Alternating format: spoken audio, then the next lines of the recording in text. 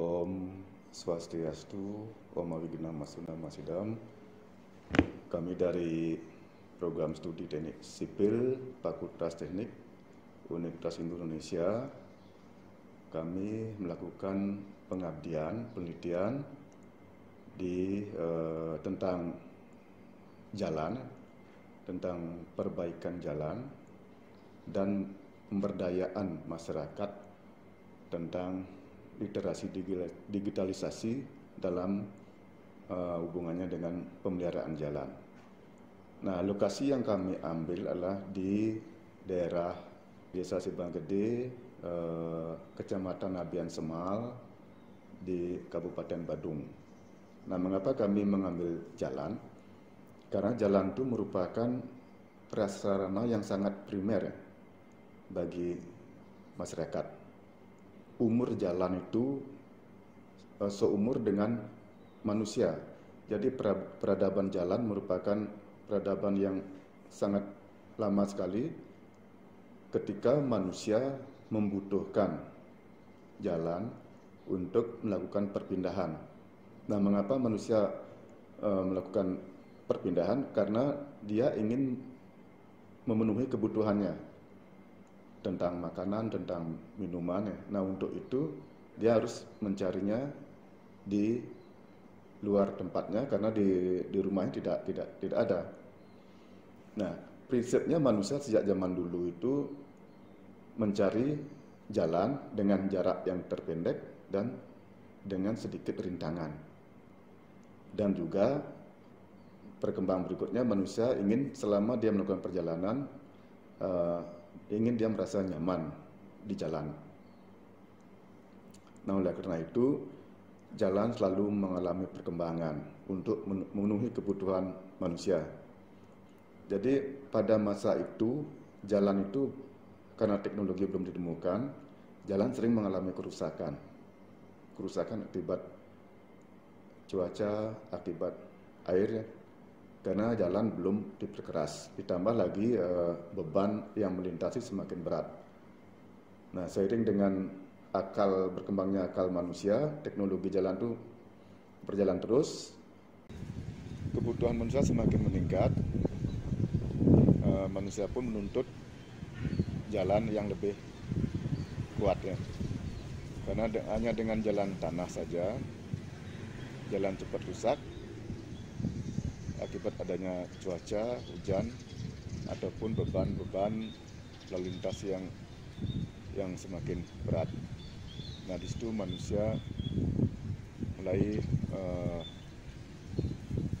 memperkeras jalan, mulai dari perkerasan tanah dasarnya, kemudian memadatkan tanah timbunannya, kemudian memadatkan lapisan yang berbutir ataupun bergranular, kemudian ditemukan jalan campuran aspal. Ditemukannya aspal sebagai bahan pengikat antar agregat. Nah, di sini jalan kita bagi dua, jalan kaku di mana bahan pengikat adalah semen, kemudian jalan fleksibel atau jalan lentur, bahan pengikatnya adalah aspal. Nah, di sini yang kita bahas adalah jalan lentur atau jalan fleksibel di mana bahan pengikatnya adalah aspal. Yang terakhir yang kita belakang ini ditemukan adalah instalasi pencampur aspal, yaitu dengan AMP, yang disebut AMP, Aspal Mixing Plant. Nah, ini campuran aspalnya bersifat panas ya, hot mix ya. Sampai saat ini ada 3 macam produk AMP, yaitu latasir, lapis tipis aspal pasir, kemudian lataston, lapis tipis aspal beton, kemudian laston, lapis aspal beton. Sekarang speknya 2018 ya. Sebelum itu juga ada speknya, juga sudah mengatur tentang hot mix itu, ya ini latasir, lataston, dan laston. Nah, yang kita lihat di lapangan sekarang itu umumnya di Bali itu laston ya. karena laston itu merupakan perkerasan yang struktural. Nah, yang AC WC ini yang merupakan bagian dari laston itu merupakan tebalnya 4-5 cm. Ini merupakan lapisan yang sering dan umum digunakan di Bali, kedap air, dan ini merupakan lapis permukaan. Nah, sekarang fungsi jalan itu pada masyarakat sekarang tuh fungsinya sangat kompleks sekali ya. Yang pertama secara ekonomi, kemudian secara politik, kemudian secara dari segi kebudayaan, ya, dari segi militer, dari segi kebudayaan, jalan sangat membuka daerah-daerah yang terisolir, dan itu akan mempercepat pergaulan antar suku, dan itu akan mempengaruhi kebudayaan yang di daerah yang dulunya terisolir sekarang sudah dibuka dengan jalan. Ini dari segi kebudayaan, jalan memang akan membuat kontak kebudayaan akan lebih lancar. Kemudian dari segi perekonomian, jalan akan melancarkan arus produk-produk dari desa, misalnya dari berupa buah-buahan, tanaman-tanamannya, sayur-sayuran itu akan dibawa ke kota. Ini merupakan fungsi jalan dari segi ekonomis. Orang-orang desa bisa berjualan ke kota dan menjual hasil-hasil pertaniannya di pasar di kota. Nah, dari segi pendidikan tentunya adik-adik kita yang dari desa bisa bersekolah, misalnya ke sekolah SMA, karena di desa tidak ada sekolah SMA, dia bisa sekolah di kota. Nah, kembali ke lokasi ruas jalan yang kami akan jadikan objek pengabdian dan penelitian, kami melihat jalan ini merupakan jalan yang penting, artinya bagi masyarakat setempat. Ini merupakan akses bagi masyarakat untuk menuju jalan provinsi ya. Merupakan jalur dari Denpasar, Sibang, Abian Semal, Petang, Plage. Nah, di sini kami melihat bahwa masyarakat harus diberdayakan untuk mengantisipasi kerusakan jalan di lingkungannya. Nah, seiring dengan kemajuan teknologi, masyarakat itu sekarang harus diberdayakan menguasai teknologi digitalisasi. Jadi, literasi digitalisasi dalam hal ini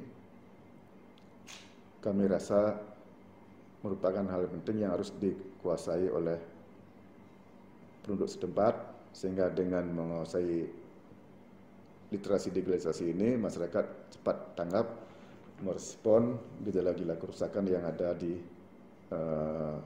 jalan di lingkungannya sendiri. Nah, bagaimanapun juga masyarakat harus diedukasi agar punya pengetahuan sedikit tentang jalan, ya, seperti bagian-bagian jalan, mana jalur lalu lintas, mana saluran drainase, apa kelemahan dari aspal itu, ya, agar masyarakat bisa menghindari hal itu. Seperti misalnya permukaan jalan tidak boleh tergenang air, itu harus dihindari. Air harus segera dialirkan ke samping, ke saluran drainase, dan saluran drainase pun tidak boleh tersumbat oleh sampah. Karena saluran drainase yang tersumbat oleh sampah akan mengurangi kapasitas saluran drainase untuk mengalirkan air. Air akan naik ke permukaan jalan karena tersumbat, dan setelah hujan selesai, yang tinggallah sampah-sampah di permukaan jalan. Nah, ini akan merusak ikatan antara aspal dan agregat, ikatan antara interlocking antar agregat juga rusak, dan jalan membutuhkan penanganan lebih berat kalau sudah terjadi kerusakan ini.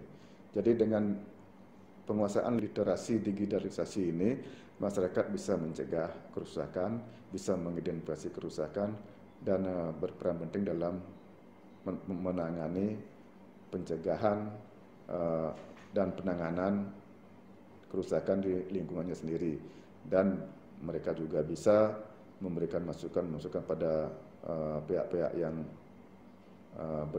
berkompeten dalam ini, ke aparatur yang lebih berwenang, seperti misalnya di bidang bina marga di kabupaten. Mereka bisa mengasih masukan dengan menguasai teknologi ini. Saya rasa demikian dulu. Saya akhiri dengan Pramo Santi. Om Santi Santi Santi Om.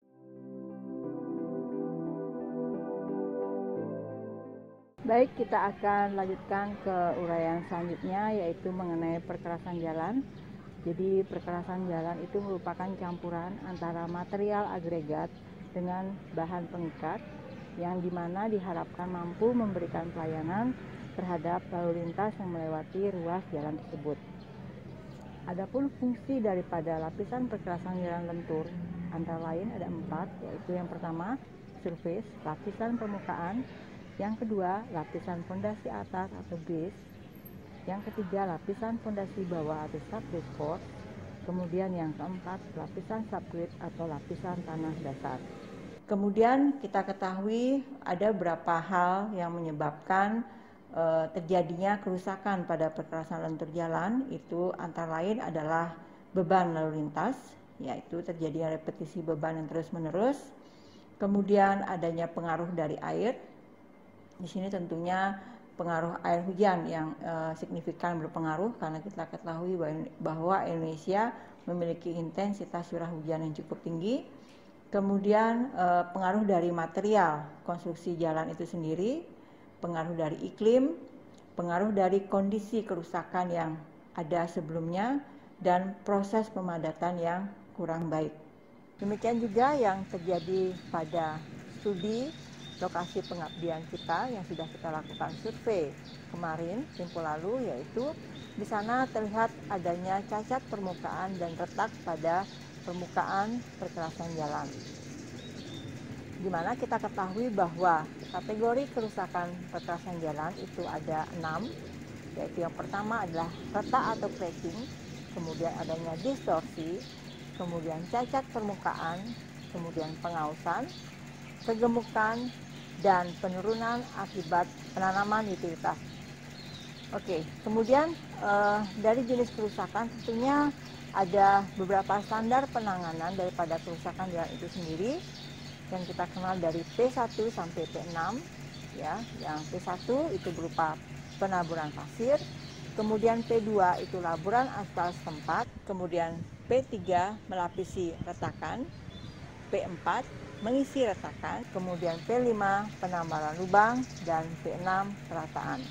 Jadi dalam tampilan video ini juga nanti akan diuraikan mengenai jenis-jenis daripada kerusakan jalan yang kita kategorikan menjadi 6, yaitu retak atau cracking, kemudian distorsi, cacat permukaan, kemudian kegemukan atau bleeding, penurunan pada bekas penanaman utilitas. Kemudian untuk bagaimana menangani dari P1 sampai P6 tersebut, kemudian disesuaikan dengan kondisi yang ada di lapangan, yaitu terjadinya cacat permukaan dan retak rambut. Kemudian bagaimana untuk pencegahannya nanti akan diuraikan lebih lanjut dalam materi berikutnya. Terima kasih.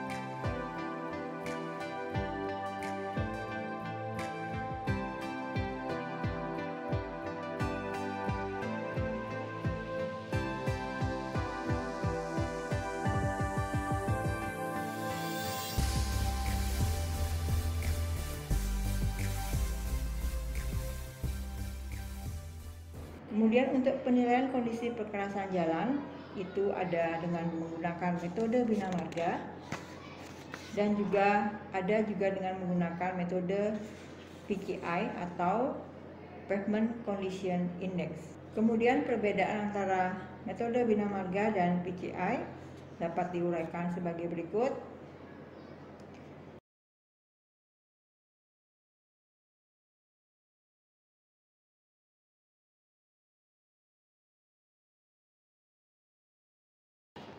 Kemudian, bagaimana kita melakukan perbaikan jenis kondisi perkerasan jalan sesuai dengan kerusakan dan sesuai juga dengan standar penanganan baik dari P1 hingga P6 itu dapat dilihat pada uraian berikut.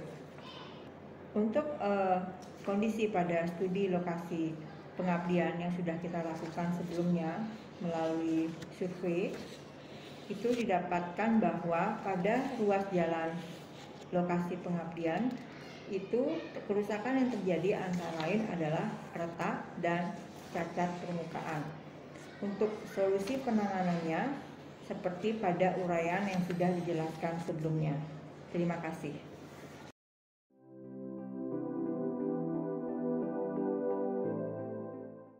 Menurut sejarah, drainase terdiri dari pertama, drainase alami, yaitu drainase yang terbentuk secara alami dan tidak ada unsur campur tangan manusia. Yang kedua, drainase buatan, yaitu drainase yang dibuat berdasarkan analisis ilmu drainase untuk menentukan debit akibat hujan dan dimensi saluran. Jenis-jenis drainase: saluran terbuka dan saluran tertutup. Saluran tertutup umumnya dipakai untuk mengalir air kotor, sedangkan saluran terbuka meski memiliki fungsi yang relatif sama, lebih cocok digunakan untuk meneruskan drainase air hujan. Bentuk-bentuk penampang drainase: yang pertama, berbentuk trapesium, berfungsi untuk menampung dan menyalurkan limpasan air hujan dengan debit yang besar. Yang kedua, 4 persegi panjang juga berfungsi sama, yaitu berfungsi untuk menyalurkan dan menampung limpasan air hujan dalam debit yang besar. Yang ketiga, berbentuk segi 4, berfungsi untuk menampung dan menyalurkan limpasan air hujan dalam debit yang kecil. Yang keempat, yaitu setengah lingkaran, berfungsi untuk menyalurkan limpasan air hujan untuk dimensi debit yang kecil. Fungsi bangunan drainase: pertama, untuk mengurangi meluapnya air yang berlebih dari suatu kawasan atau lahan.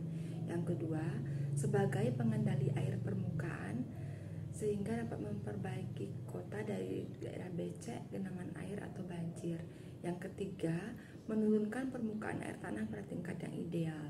Yang keempat, mengendalikan erosi tanah, kerusakan jalan dan bangunan yang ada. Yang kelima, mengendalikan air hujan supaya tidak meluap dengan berlebihan sehingga tidak terjadi banjir. Drainase mempunyai arti mengalirkan, menguras, membuang, atau mengalirkan air. Secara umum, bangunan drainase didefinisikan sebagai serangkaian bangunan air yang berfungsi untuk mengurangi dan atau membuang kelebihan air dari satu kawasan atau lahan sehingga lahan dapat difungsikan secara optimal. Drainase menurut Suripin tahun 2004 mempunyai arti yaitu usaha untuk mengontrol kualitas air ke tanah dalam kaitannya dengan sanitasi. Sedangkan menurut SK Menteri PU nomor 23 tahun 1987, jaringan drainase adalah jaringan pembuangan air yang berfungsi untuk mengeringkan bagian-bagian wilayah administrasi kota dengan daerah urban dari genangan air.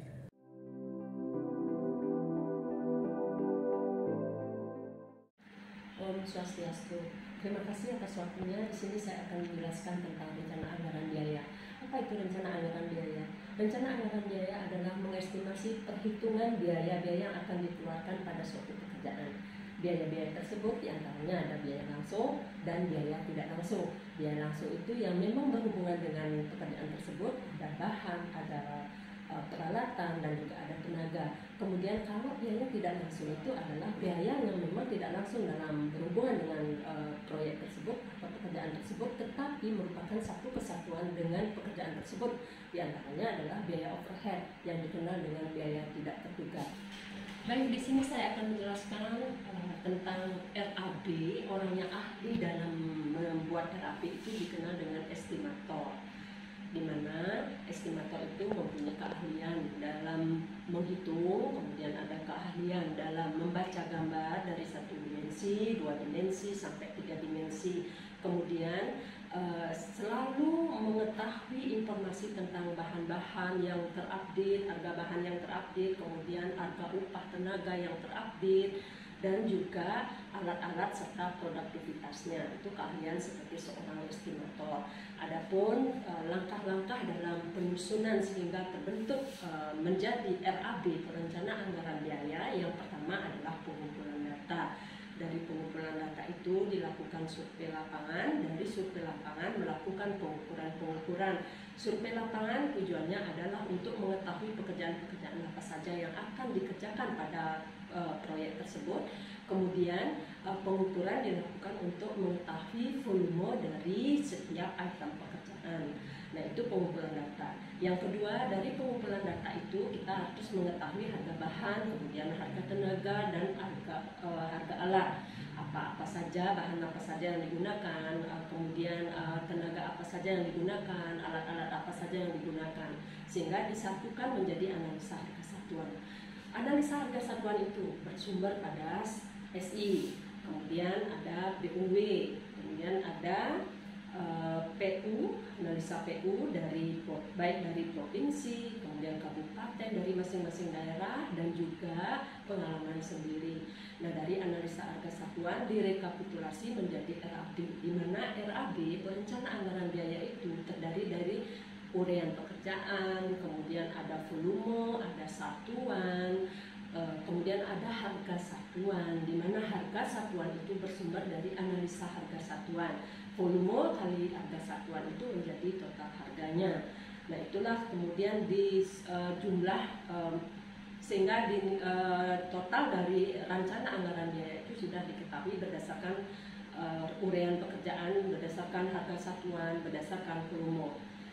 Nah, setelah itu berdasarkan pengabdian kami di sini, setelah kami melakukan survei, salah satu contoh yang kami berikan di sini adalah pekerjaan drainase.